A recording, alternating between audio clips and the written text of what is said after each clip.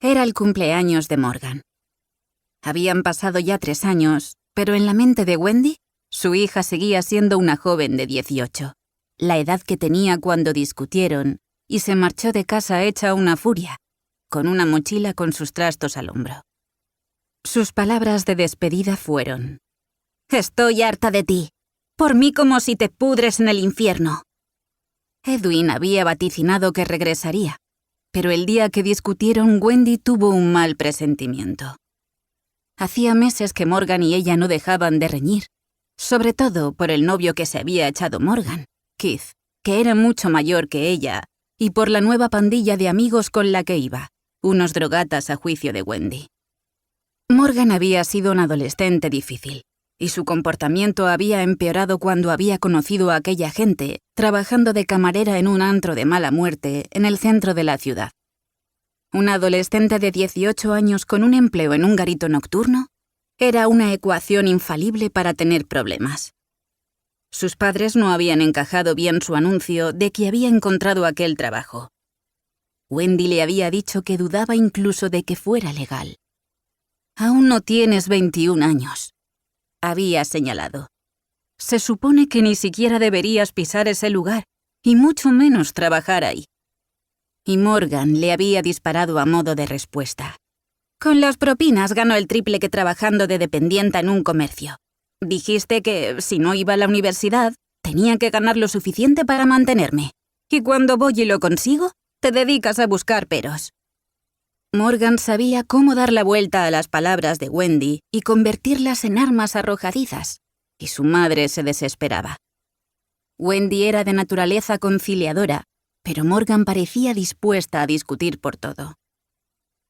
Edwin le había recomendado a Wendy que no interviniera. «Déjala que lo vea por sí misma. Se cansará. Se dará cuenta de que esa gente no va a hacer nada en la vida. La hemos criado bien. Ya volverá». «¿Y si no se cansa, qué?», preguntó Wendy. «¿Y si no vuelve?». «Wendy, no podemos hacer mucho más. Es adulta. Cuanto más la presiones, más se rebotará. Si mantenemos la calma y no rompemos el contacto con ella, volverá cuando esté preparada para hacerlo. Créeme, es solo una fase». Estaba completamente en desacuerdo, pero había cedido convencida de que Edwin era el más sensato e imparcial de los dos. Además, como profesor universitario, lidiaba con chavales de la edad de Morgan a diario. Podría decirse que era un experto tratando a jóvenes de 18 años.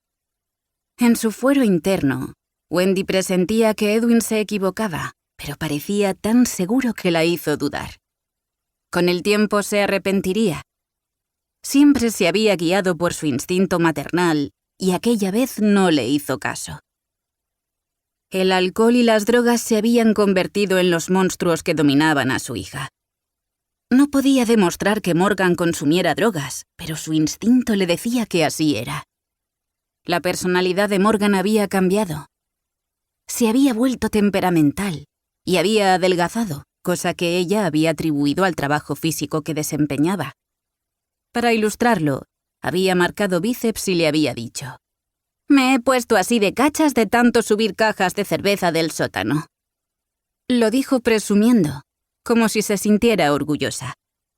Cuando su nueva mejor amiga, una tal Star, se había presentado en la puerta de casa preguntando por Morgan, Wendy pensó que parecía una drogadicta salida de un telefilme, con el pelo greñudo, los ojos inyectados en sangre y aquellos movimientos agitados. Había ido a pedirle que le prestara dinero, estaba claro, cosa que Wendy había captado a pesar de los susurros intercambiados en el vestíbulo. Y después de tantas riñas y de tanto padecer, Morgan se había esfumado sin más. Al principio creyeron que se habría instalado en casa de algún amigo, pero tras 2 días desaparecida, Wendy decidió poner una denuncia. La policía se había mostrado comprensiva, pero no había ayudado mucho. Técnicamente, le habían señalado, Morgan no había desaparecido. Sus palabras de despedida habían sido un mensaje inequívoco de que se iba por voluntad propia.